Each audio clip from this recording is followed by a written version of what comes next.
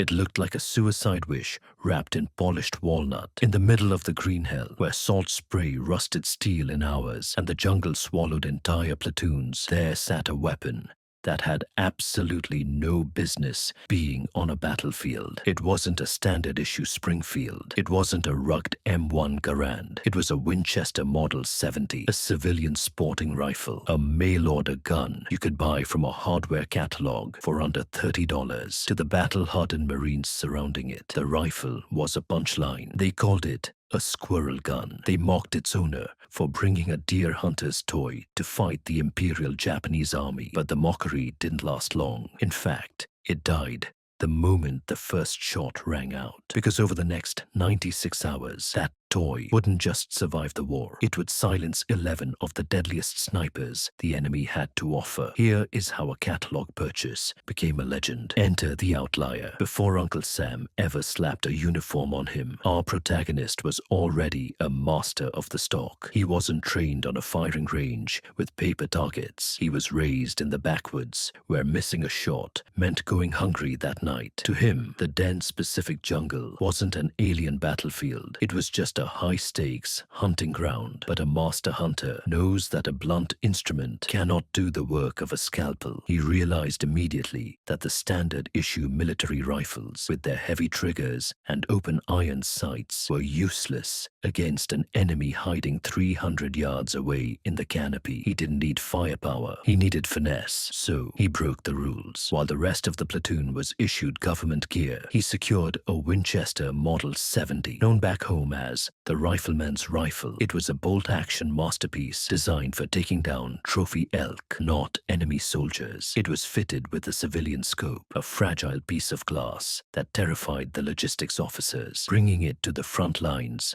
was a logistical nightmare and a direct violation of the military's obsession with uniformity. He essentially smuggled a piece of home into hell, betting his life that a $30 catalog purchase was worth more than $1 million of government R&D. In the military, conformity isn't just a rule, it's a religion. Standing out makes you a target, and bringing a non-standard weapon makes you a liability. So, when he unslung a rifle that looked like it belonged above a fireplace rather than in a foxhole, the ridicule was instant and merciless. To the battle-hardened grunts holding their heavy industrial M1 Garands, the Winchester looked fragile. It looked like a joke. Officers sneered at the delicate glass scope, convinced the humidity alone would fog it up within an hour. One drop in the mud and that toy is garbage, a sergeant reportedly barked. The enlisted men were even less polite. They dubbed it the Squirrel gun, loudly asking if he planned to hunt dinner for the mess hall while they fought a real war. But here is the mark of a true professional. He didn't argue. He didn't try to explain the ballistics to men who only understood volume of fire. While they laughed and aggressively oiled their bolts, he sat quietly in the mud, meticulously wiping the lens of his scope with a dry silk cloth. He absorbed the insults with a stoic silence, knowing that the only debate that mattered wasn't happening in the barracks. It would happen downrange. He was content to let the rifle do the talking. The mockers didn't understand physics. If they did, they would have realized that the toy was actually a superior machine for the specific problem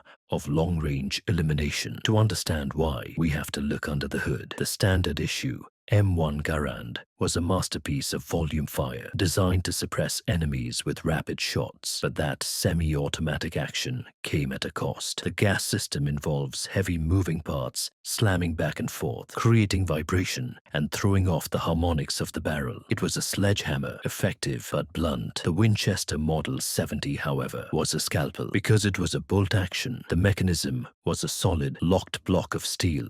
During the moment of firing, there was no wasted energy, but the real secret weapon was the trigger. A standard military trigger requires a heavy, gritty pull, often 6 to 8 pounds of force, to prevent nervous conscripts from firing accidentally. This causes the muzzle to wobble just as the shot breaks, the civilian Winchester possessed a trigger that broke like a glass rod, light, crisp, and instantaneous, combined with high-quality civilian optics that offered 8x magnification compared to the military's standard iron sights or weak 2.5x scopes. The difference was night and day. Through his fragile scope, he wasn't just seeing a blurry shape in the trees. He could see the sweat on an enemy's brow. He hadn't brought a toy to the war. He had brought the only precision instrument capable of threading a bullet through the jungle canopy. The classroom debate about ballistics ended abruptly on a humid Tuesday afternoon. The patrol was moving through a ravine when the air suddenly cracked with the snap of enemy fire. Men dived into the mud, cursing and firing wildly into the green wall of vegetation. It was the standard panic response. Huge volume, zero accuracy. The Japanese sniper remained safe, invisible, and ready to pick them off one by one while the others shouted orders. Our protagonist slid into position. He didn't return fire. He waited. He tracked the muzzle flash through that fragile civilian scope, filtering out the chaos to find the single pixel of movement that didn't belong. He exhaled. He touched the trigger. The sound that followed wasn't the familiar bang-ping of an M1 Garand. It was a sharp, singular whip crack that cut through the humidity. For a second, there was silence. Then, a rustle in the high branches. A Japanese sniper, who had felt invincible moments before, tumbled from the canopy and hit the jungle floor with a heavy thud. The Squirrel gun hadn't just worked. It had reached out and touched a ghost. The mocking stopped instantly. The ridicule didn't vanish overnight, but it was replaced by a heavy, confused silence. The squad stared at the body that had fallen from the trees, then back at the polished walnut stock of the Winchester. The equation had changed. The toy had drawn blood, but one kill could be dismissed as luck. The skeptics muttered that a single lucky shot didn't win a war. However, the tactical situation was deteriorating. The Japanese counter-snipers weren't just defensive assets. They were actively terrorizing the American perimeter. Men were afraid to dig latrines or fetch water. The camp was becoming a prison, realizing that waiting for the enemy to strike was a death sentence. The protagonist made a decision that shifted the entire momentum of the battle. He was done hiding in a foxhole. He requested permission to leave the safety of the lines and go on a freelance patrol. He didn't want a spotter, and he certainly didn't want a noisy squad of riflemen slowing him down. He was shifting from prey to predator. As he slipped into the jungle alone, the war changed from a chaotic firefight into a deliberate, high-stakes hunt. Day one of the hunt didn't begin with a bang. It began with a crawl. The moment he stepped beyond the American perimeter, the war of attrition shifted from bullets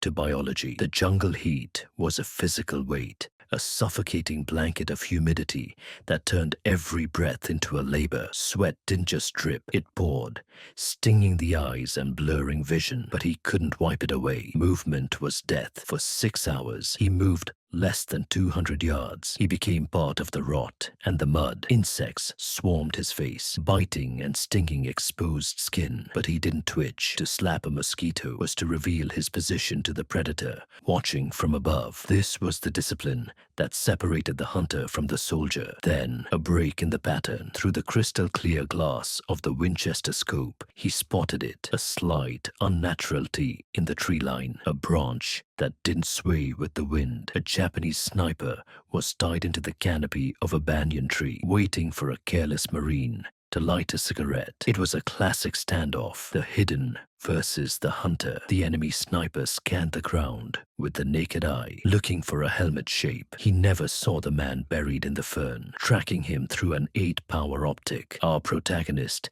exhaled slowly, steadying the crosshairs between the leaves. The patience paid off. One squeeze of the light trigger, and the jungle's silence was broken. The first domino had fallen. This wasn't just a shooting gallery. It was high-stakes, psychological warfare. The Japanese snipers knew exactly how American soldiers were trained. See movement, fire immediately. So they weaponized that instinct. They would rig helmets on sticks or rustle bushes to act as bait, waiting for a nervous Marine to reveal his position by shooting at a ghost.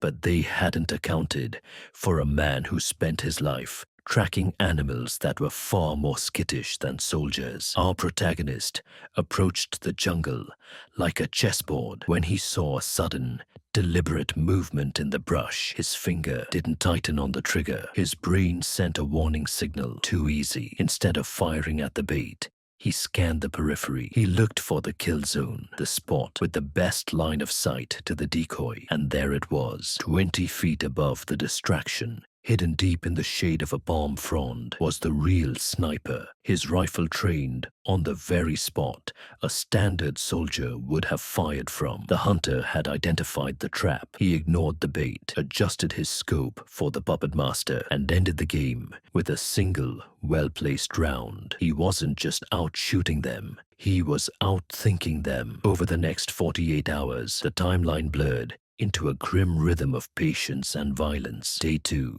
dawned with a shot ringing out near the riverbank. Kill number 3. By noon, a fourth sniper, foolish enough to silhouette himself against the sky on a limestone ridge, fell to the Winchester's precision. By the evening of day 3, the count had climbed to 8. The freelance patrols were no longer a curiosity. They were a cleaning service. Back at the American perimeter, the atmosphere underwent a complete inversion. The jeering had evaporated. The same Marines who had cracked jokes about hunting squirrels were now anxiously scanning the lines before their patrols, asking one question: is the guy with the Winchester watching our sector? The rifle had transformed in their eyes. It was no longer a piece of fragile civilian junk. It was a totem of safety. Rumors began to swirl through the camp, carrying that unique weight of battlefield mythology. There was talk that the Japanese snipers, usually aggressive and fearless, were staying low. They had realized that the rules of engagement had changed. A new apex predator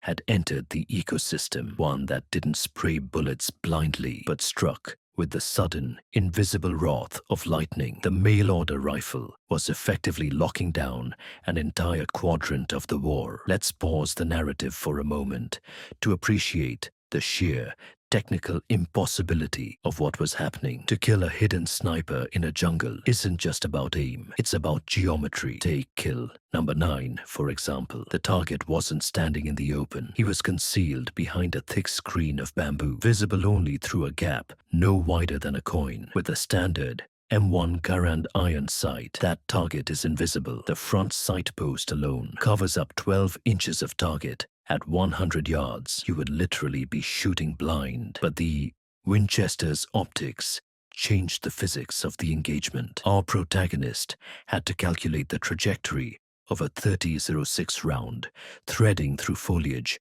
without clipping a branch. If the bullet grazes a leaf at high velocity, it can destabilize, tumbling off course, a phenomenon known as deflection. He had to thread the needle using the fine crosshairs of the civilian scope. He didn't aim at the enemy soldier. He aimed at the negative space between the cover. It was a shot that required holding his breath between heartbeats to eliminate body sway. The bullet passed cleanly through the gap, striking with zero deflection. It wasn't luck. It was ballistics mastery. By the morning of the 4th day, the hunter was running on fumes. Dehydration had set in, turning his movements sluggish. But the greater concern wasn't his body, it was his weapon. The critics back at the base had one valid point. Civilian rifles are built with tight tolerances. They leave no room for error, and they certainly leave no room for the thick, volcanic sludge of the Pacific. The Winchester Model 70 was caked in grime. The once smooth bolt action now grated like sandpaper against stone every time he cycled around. The fear wasn't that he would miss. The fear was that the rifle would simply seize up. A jammed bolt in a sniper duel isn't a mechanical error, it's a death warrant. The technical anxiety was real. Had he pushed the toy past its breaking point? But there was no time for maintenance. Ahead, the advance had stalled completely. A Japanese officer, likely a veteran commander, had established a fortified nest that was chewing up the American flank. He was smart, staying low, directing fire while remaining virtually invisible. He was the final boss of this green hell. Our protagonist crawled into position, sliding through mud that smelled of rot and cordite. He found his angle, but the shot was a nightmare. Uphill through a shifting gap in the vines, with a weapon that felt like it was glued together with grit. As he settled the crosshairs, his eyes stinging from the sweat dripping into the scope, he placed his hand on the bolt. He needed one last perfect performance from a machine that was never designed to be here. The jungle held its breath. The officer stepped into the gap for a split second. This was it. He squeezed the trigger, despite the grit and the grime. Snapped cleanly. The Winchester bucked into his bruised shoulder, the recoil sending a shockwave through his exhausted frame. For a heartbeat, time seemed to suspend. The crack of the rifle echoed off the limestone ridge, rolling through the valley like thunder. Through the scope, the image was instant and absolute. The Japanese officer didn't scramble for cover. He simply ceased to be a combatant. He crumpled backward into the vegetation. His command ended by a piece of lead delivered from 300 yards away. Then came the most beautiful sound in warfare. Silence. No return fire. No shouting orders. No rustling in the trees. The sector, which had been a cacophony of fear and suppression for days, fell dead quiet. The mail order rifle had done its work. That was number 11. The counter-sniper team that had terrorized the battalion had been systematically dismantled. One by one. He didn't celebrate. There was no fist-pumping or cheering. He simply cycled the bolt one last time, forcing the stiff metal back to eject the spent casing, and engaged the safety. He stood up from the mud, his knees cracking, soaked in sweat and filth. As he began the long walk back to the American lines, the weight of the rifle felt different. It wasn't just steel and wood anymore. It was the weight of 11 lives, and the undeniable proof that he had been right all along. The walk back to the perimeter felt longer than the patrol itself. When he finally broke through the tree line and stumbled into the American camp, he looked like a specter, mud-caked, hollow-eyed, and shaking with adrenaline withdrawals. But as he sat heavily on a crate to strip the bolt of his rifle, the atmosphere around him had shifted tectonically. There were no snickers, no cracks about squirrel hunting. The silence that surrounded him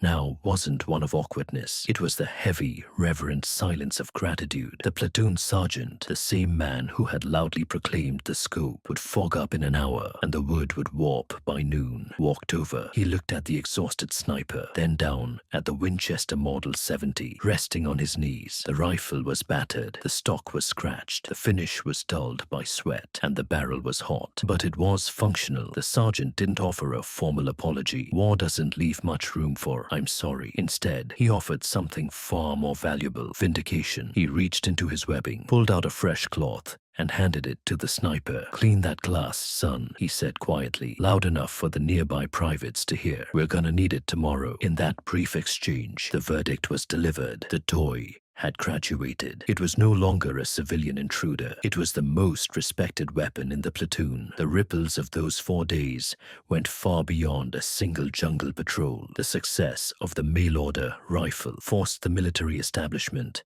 to confront a hard truth. Mass-produced uniformity often loses to specialized precision. The brass had to admit that treating a sniper like a standard infantryman, arming him with the same blunt instrument as everyone else, was a strategic failure. This unauthorized experiment laid the groundwork for a massive doctrine shift. The U.S. Marine Corps took note. In fact, the DNA of that civilian Winchester Model 70 didn't disappear. It evolved. Decades later, during the Vietnam War, the Marines would build their legendary M40 sniper rifle on the very same bolt-action design that had been mocked in the Pacific. The toy became the template for the deadliest system in Marine Corps history. Our protagonist proved that the most dangerous weapon on the battlefield isn't the one with the highest rate of fire, but the one that perfectly fits the mission. His legacy wasn't just the 11 lives he saved. It was the realization